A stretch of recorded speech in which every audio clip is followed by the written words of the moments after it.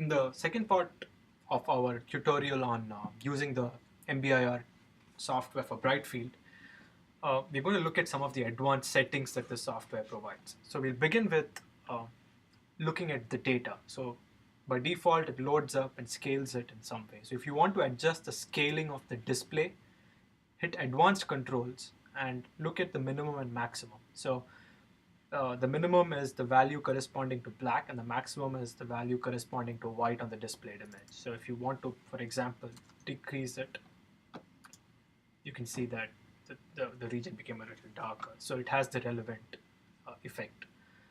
The next tab you can look at is the tilts, and over here you can look if the data has been loaded up correctly, which is if it was in the FEI MRC format with the tilt stored in the header, it should load up and you should be able to look at the angles associated with the tilt. So here you have the index and this is the actual angle.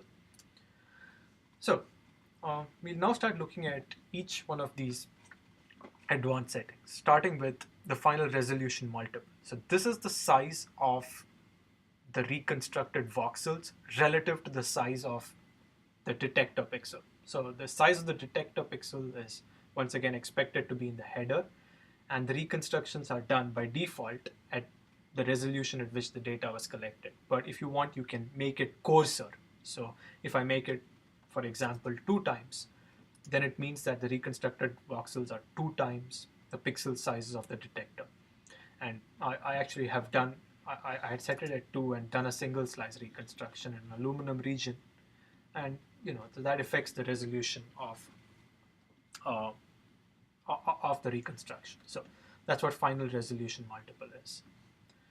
The next parameters which affect quality are this diffuseness. Now diffuseness is related to the generalized Markov random field parameter P. So you can look up the paper, and what it really means is that when I make the value 0, I expect the object to have very sharp edges. So the prior model is close to a total variation prior. That is 0. When I make it 1, then it means that the prior model is close to a Gaussian Markov random field, which means I expect the object to be made up of smooth edges. So this controls the edge behavior. The next parameter that affects quality is the smoothness parameter. So earlier we saw that the regularization parameter is auto-initialized.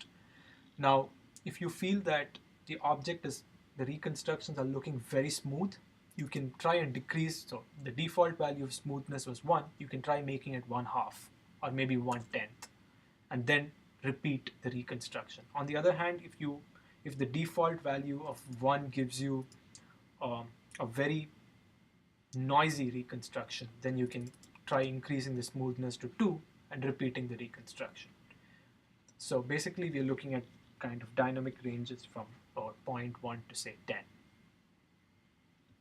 The next parameter that controls quality for the bright field are these BF delta and BF threshold. So these are related to the Bragg modeling algorithm, and this controls threshold, while this controls the weight associated with the Bragg anomalies in the data. So with those are all the controls for quality. Now the next set of parameters I'm going to discuss are related to the optimization. So starting with the stopping threshold. The stopping threshold is used to terminate the optimization. So by default it's set to 0.1%. So if the relative change of the voxels from one iteration to the other compared to its current magnitude is less than 0.1%, the algorithm terminates. If you feel that the software is running too slowly, and on the right panel as the reconstruction occurs, if you believe that this is a very strong criteria, you can make it maybe like 0.5% or maybe even 0.01, which is 1%, and you can look at what happens. The next parameter is the number of resolutions. So this software implements a multi-resolution algorithm. So we first do a reconstruction at a coarse scale and use it to initialize a finer scale reconstruction. So this is the number of resolutions you want to go to. So in this case, we have defaulted it to 3, and we don't believe that this needs to be changed typically. The outer sub-iterations and inner sub-iterations are related to the non-homogeneous iterative coordinate descent algorithm, which is what the software is built on. And once again, we don't really recommend changing these values, but it's just the maximum number of permitted iterations for the sub-iterations for the software. The default variance parameter is related to the scaling associated with the noise variance in the data. And once again, if you are aware of your detector settings so that you know what the scaling is, you can set it up. Otherwise, you can default it to 1. And finally, the default initial reconstruction value simply says at the course's resolution, when you initialize the algorithm, what are the values, the pixels you want to use. So once again, if you're not really sure, just leave it at 0. Because if this value is set incorrectly, then you can get the algorithm can slow down in terms of convergence. The extend object flag is checked by default because it assumes that in microscopy all the samples extend out way much more than what is visible on the panel here.